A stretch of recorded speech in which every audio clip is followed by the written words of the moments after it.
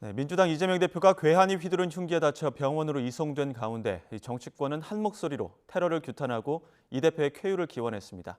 취재 기자 연결해 정치권 반응 알아보겠습니다. 김경수 기자. 네, 국회입니다. 네, 갑작스러운 소식에 정치권도 충격이 클 텐데 여야 반응 어떻습니까? 네, 이재명 대표 피습 소식에 여야는 정치 테러라며 일제히 규탄했습니다. 한동훈 국민의힘 비상대책위원장은 절대로 있어서는 안 될 일이라면서 이 대표의 빠른 회복을 진심으로 기원한다고 밝혔습니다. 엄정하고 신속히 수사해 사건 전모를 밝히고 책임 있는 사람에게는 무거운 책임을 물어야 한다고도 강조했습니다. 개혁신당 창당을 준비 중인 이준석 전 국민의힘 대표 역시 SNS에 이 대표 피습 소식에 우려를 표하면서 무탈과 빠른 회복을 기원한다고 썼습니다.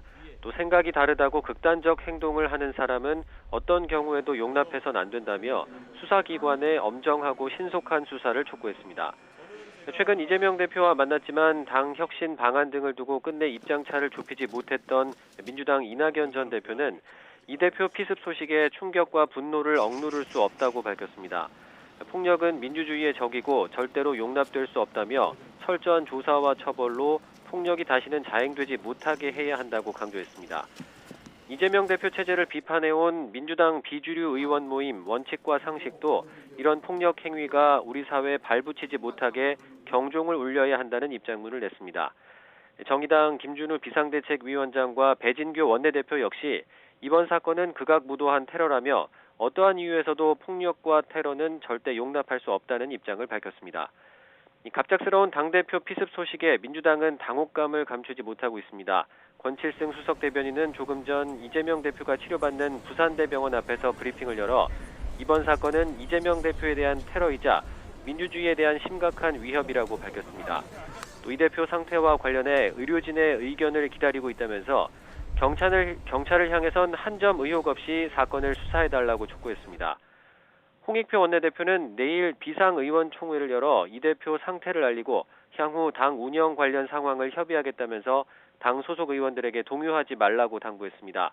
또 이 대표 쾌유를 비는 발언 이외에 사건에 대한 정치적 해석이나 범인에 대한 언급은 자제해달라고 요청하기도 했습니다. 앞서 이재명 대표는 부산 가덕도 신공항 부지를 둘러본 뒤 경남 양산 평산마을로 이동해 문재인 전 대통령을 예방하고 오찬을 함께할 예정이었는데요. 오전 피습 사건으로 취소가 됐고 민주당은 당의 모든 공식 일정도 취소했습니다.